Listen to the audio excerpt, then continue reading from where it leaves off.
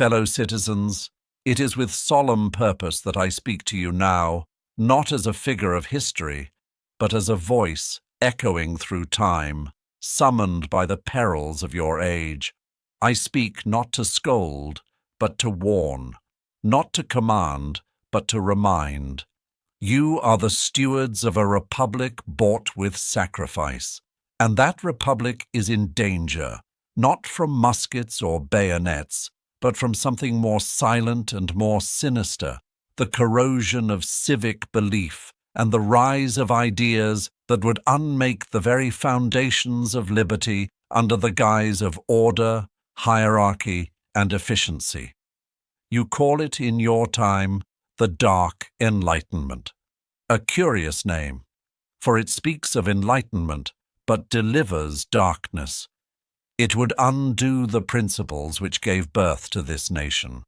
It would enthrone the few above the many, elevate private empire over public good, and trade the slow toil of deliberation for the swift cruelty of algorithmic decree. Let me be clear. No nation, no matter how advanced its tools or wealthy its elite, can endure if it forgets its duty to the governed. This new movement, cloaked in digital code, dressed in philosophical garments, is but monarchy reimagined. It extols hierarchy not as necessity, but as destiny. It regards democracy not as a safeguard of liberty, but as an inefficiency to be corrected. It speaks of exit, not to escape tyranny, but to abandon accountability. Its architects whisper that rule by technocrats or corporate stewards is preferable to the will of the people, that elections are outdated. That inequality is nature's design, that a strong hand, unburdened by the consent of the governed, must guide mankind into the future. If such ideas had existed in my day, we would have known them for what they are, the musings of kings and courtiers, and we would have rejected them, not with scorn, but with resolve. A republic does not thrive because it is efficient.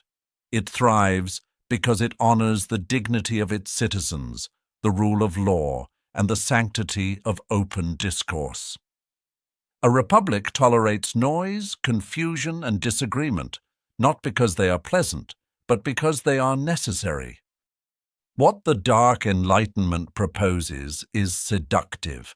It promises order without debate, prosperity without participation, governance without governance. But these promises are a snare. The moment you cede the right to question, to challenge, to vote, to be heard, you are not governed. You are ruled. Remember what was written in your declaration, that governments derive their just powers from the consent of the governed, not the code of the coder, not the wealth of the investor, not the preference of the strong. If your future belongs to those who wish to retreat into enclaves of private sovereignty, whether digital or territorial, then your union dissolves not with rebellion, but with indifference. You must not allow it. Citizenship is not a title, it is a duty, and your first duty is to remain awake.